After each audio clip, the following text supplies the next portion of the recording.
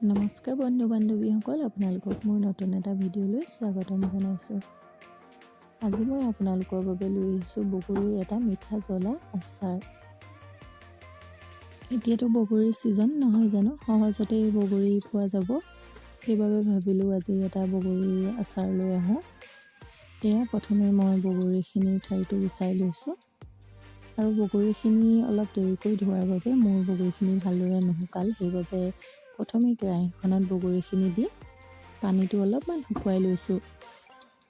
তাৰ পাছত বগৰীখিনি মাজেৰে এনেকৈ ফালি দিছোঁ, যাতে তেল মছলা গড় এইবিলাক ভিতৰলৈকে সোমাই যায়।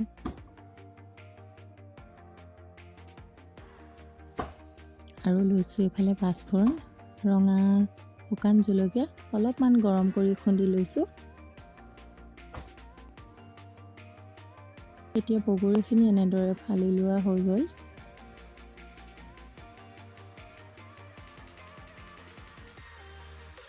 এতিয়া এখন কেৰাহীত অলপমান মিঠাতেল দি তেলখিনি গৰম হৈ অহাত ইয়াত দি দিছোঁ পাঁচফোৰণ। গুড় লৈছোঁ 2 কাপ।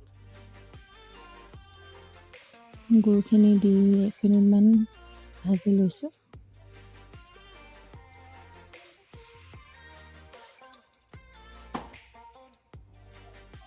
এতিয়া ইয়াত দি দিম অলপমান পানী।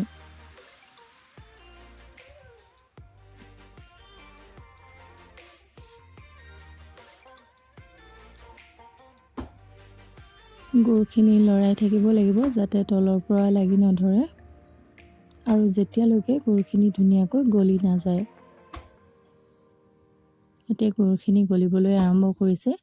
তেনেকুৱাতে ইয়াত মই দি দিছোঁ অলপমান নিমখ। দেখিছেনে, গুড়খিনি গলি আহিল। এতিয়া ইয়াত দি দিম বগৰীখিনি।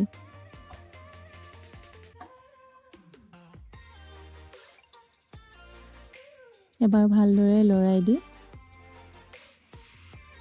ইয়াত দি দিম এতিয়া অলপমান হালধি।